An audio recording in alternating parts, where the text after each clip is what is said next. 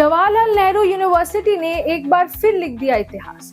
Union election जो 4 नवंबर को announce किया गया था और आज यानी 6 नवंबर को इसके रिजल्ट सामने आए। रिजल्ट के बाद कैंपस में लेफ्ट ग्रैंड अलायंस का जश्न देखने को मिला। इस बार लेफ्ट अलायंस जिसमें से AISA, SFI और DSF शामिल थे, जिन्होंने सेंट्रल पैनल पर जीत हासिल की।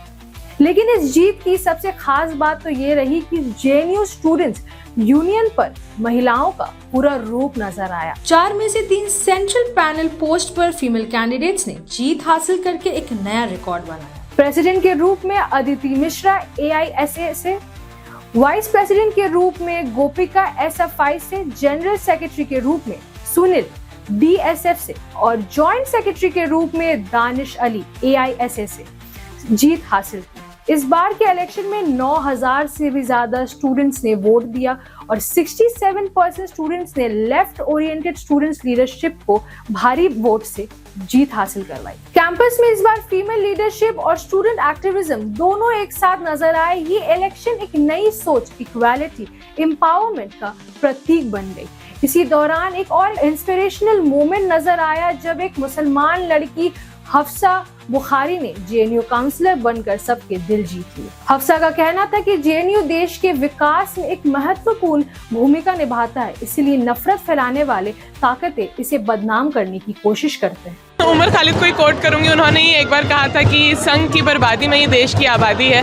तो ये संघ के ही लोग हैं जो ये कह रहे हैं कि JNU जो है देशद्रोही है वगैरह वगैरह। तो उन्हीं लोगों की मतलब इसके बारे में सब लोग जानते ही हैं। आपको पीछे आवाज़ आ रही होगी, तो कैंपस लाल है और इस चीज़ से ही उनको परेशानी है, जिसकी वजह से वो ऐसी अफवाहें और ऐसी भ्रामक जानकारियाँ, ऐसी नैरेटिव सेट करने की कोशिश कर रहे हैं। बाकी यहाँ से आप खुद देखिए, नोबेल प्राइज़ विनर्स हो जाएं, बल्कि बड़े बड़े स्कॉलर्स, निवेदिता मेनन से लेकर के सब इस्टेब्लिश्ड नाम है यहाँ पे, इतना स्कॉलरली एकेडमिक। वरना आप खुद देखिए, वरना हमेशा एकेडमिक रैंकिंग्स में सबसे ऊपर रहने वाला इंस्टीट्यूशन देशद्रोही कैसे ही हो सकता है? वो तो देश की तरक्की में उसकी जो है उसको ऊपर पहुँचाने में उसका तो योगदान है। तो उसको अगर ये लोग देशद्रोही कह रहे हैं, इसका मतलब जो ताकतें देश को ऊपर लेके जाना चाह रही हैं वो इनको बर्दाश्त नहीं हो रहा। ये इलेक्शन सिर्फ एक पॉलिटिकल रिजल्ट नहीं बल्कि एक मैसेज है यूनिटी, डाइवर्सिटी और वुमेन एम्पावरमेंट के लिए। JNU की एक बार फिर साबित कर दिया कि यहाँ सिर्फ पढ़ाई नहीं बल्कि बदलाव लिखने का जज्बा भी रखते हैं।